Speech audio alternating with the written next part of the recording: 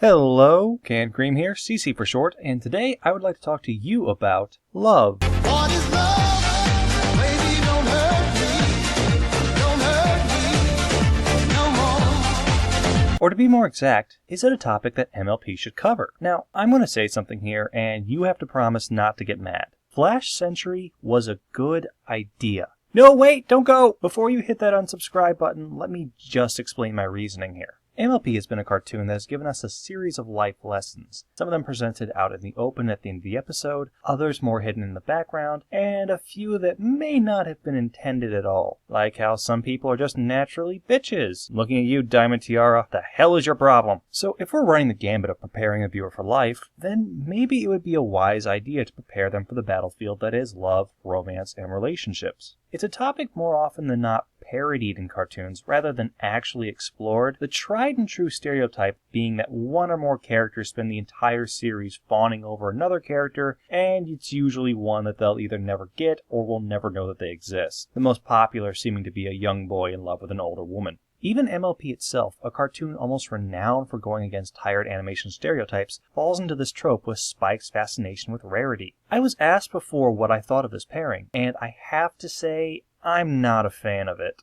Not that I have anything against either Rarity or Spike. I like both characters just fine. In fact, Rarity is one of my favorite of the main six. I just don't see them as a pairing. What Spike feels isn't romance, it's puppy love. Or maybe it would be hatchling love in this case. Point is, I remain unconvinced that Spike likes Rarity for anything other than her looks. She is presented as being a very beautiful mare, and I suppose in Dragon Age, Spike is at that point where he's starting to notice girls. The thing is, Spike doesn't seem interested in her for any reason besides her appearance. He does not seem concerned with what her interests are, what her personality is, or how compatible they would be. He had one look at her, saw her beauty, and just assumed what he felt was love. And assumed really is the best word for it. Spike is still very young, and his life with Twilight has left him very sheltered. He doesn't have the age or the experience to know just what love is. There is nothing in his history to compare his feelings to. Just like how most of Twilight's knowledge comes from books, so too does Spike's. What he knows about romance and what it should be is very skewed and in no way reflects the real world, relatively speaking. Rarity also does not appear to view Spike as anything other than a friend at least and a little brother at most. I have no doubts that Rarity both loves and cares for Spike and would fight tooth and hoof for him,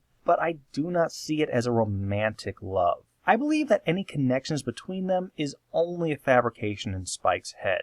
Alright, so that's how romance is typically handled in cartoons, but what about an example of it done right? Well, surprisingly, we've had several shows handle the topic in a very mature way over the past several years. But the one cartoon I really want to point a spotlight on and praise for their amazing work on the subject is Adventure Time. As I've mentioned several times already, it starts out with the young boy likes older girls song and dance, but where others would have stuck with that, Adventure Time evolves on. As Finn grows, he realizes that his feelings for Princess Bubblegum aren't what he thought they were. And while he's sure he loves her, he comes to accept the fact that she does not feel the same. It hurts him, but he moves on. And then he meets Flame Princess and, holy crap, I ship these two like I own a freight yard. My own fanboying aside, the season goes on to provide the best examples of what a normal, healthy relationship can be that I've ever seen. The greatest example of just how well done this relationship is presented comes from this scene right here in Vault of Bones. Flame Princess is a creature made of pure fire, so while in Finn's tree fort home, she's using tinfoil to keep the place from burning down. The interesting thing is that Finn is also wrapping his hands up using oven mitts. He doesn't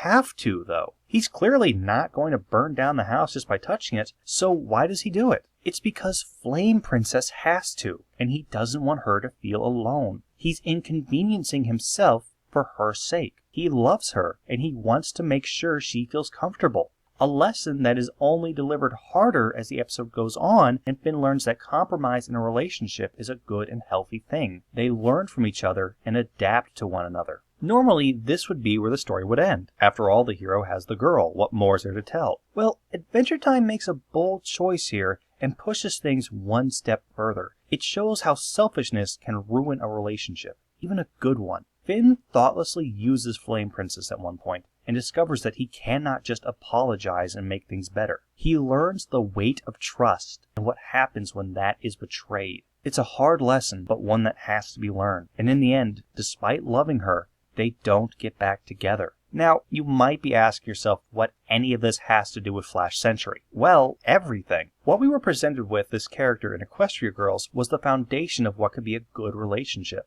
While granted it was extremely rushed and even a little sloppy in its execution, the basic groundwork was there. We weren't presented with a stale character A hopelessly chases character B scenario. Both Twilight and Flash seem to hit it off with one another. This is actually a good start. We have two characters, both interested in one another, and looking to explore the possibility of a relationship. Whether or not they're actually a good pairing, though, that's up to you. While I believe the canon of Equestria Girls is still up for debate, with Megan McCarthy both calling it separate as well as a part of the mythos, it has been stated for certain that Flash will not be a part of Season 4, which is perfectly fine. I'm not actually supporting nor endorsing the pairing of Twilight and Flash, only the idea of it. There is no reason that I can think of that a member of the main six should not find some pony they're interested in dating. After all, by their lifespans, they are fully grown, most of them living on their own, working, or supporting themselves. They are at the age where dating is a realistic thing for them to do. So what MLP needs is a character like Flash, someone with whom one of our cast can start an honest relationship with.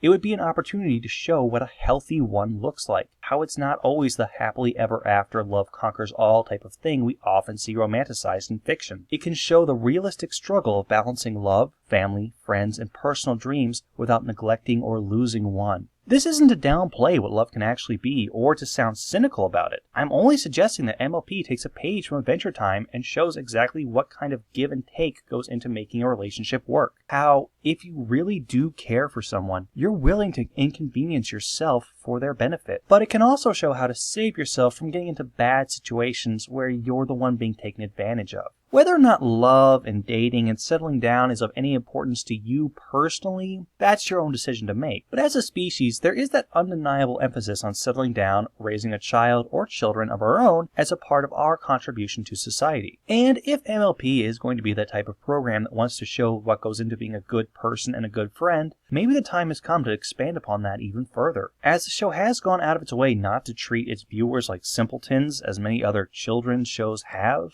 I would like to believe that is not outside the realm of possibility. And speaking out of my own personal opinion, if our cartoons are going to be a part of what prepares our children for their future, then providing examples of what it takes to be a good boyfriend or girlfriend, as well as how a good relationship should go, certainly might be a step in the right direction. And besides, even if you want to push aside the entire educational aspect of the topic, it can still be an enjoyable and adorable piece of subplot to occasionally dip into when the world doesn't happen to be at stake. So, what do you think? Can you see any of the main six dating? And if so, with who? Post your own thoughts below and let those ships sail. And if you made it this far, why not hit that subscribe button while you're here? Thank you very much for watching, and as always, Stay pony, my friends.